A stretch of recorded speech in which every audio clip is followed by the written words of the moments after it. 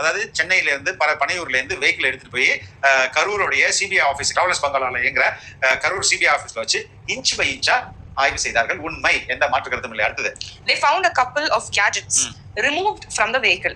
All these led to suspicion that Vijay and his team had been indulging in evidence tampering. இங்கேந்து கொண்டு போய் ஆய்வு செய்யும் போது அங்க ஆல்ரெடி பொருத்தப்பட்ட கருவிகளை காணாம போயிருந்தது அப்படின்னு சிபிஐ கண்டுபிடிச்சிருக்கு. அதனால எவிடன்ஸ் டேம்பரிங் நடந்தது. அதனால ஆதாரத்தை அழிக்க முயற்சி யாரு தலைவர் விஜய் சைடுல இருந்து முயற்சி செய்யப்பட்டுள்ளதாக சிபிஐ கண்டுபிடிச்சாங்க. இது முழுக்க போய் ஒரு கருவி இருந்தது, அந்த கருவியை எடுத்துட்டாங்க, அதாவது எவிடன்ஸ் டேம்பர் பண்ணிட்டாங்க அப்படின்னு சிபிஐ நினைச்சதுன்னா அந்த வெஹிக்கிள் யார்ட்ட இருக்கும்? சிபிஐ கிட்ட தான் இருக்கும். ஆபீஸ் கான்செப்ட் மேல எடுத்து வச்சிராம வச்ச மாட்டாங்களா? அதெல்லாம் உங்களுக்கு ஆதாரம் இல்லையா? ஆமா, இங்க இருந்த கருவி எடுத்து போயிட்டாங்க. பட் விவே அவங்க கருவிகளை மட்டும் எடுத்து இல்ல, எப்படி வெஹிக்கிள் இருந்த கருவி தான சொல்றாரு? வெஹிக்கிள் சாயங்காலம் திருப்பி அனுப்பிச்சாங்க. அந்த பஸ்ல உண்மையே ஆதாரம் வந்து சிதிலமடைக்கப்பட்டதுன்னா, ஆதாரத்தை உடைச்சிருந்தாங்கன்னா அந்த பஸ்ஸை கொடுக்க மாட்டாங்கமா, கேஸோட அதை அட்டாச் பண்ணுவாங்க. ஓகே.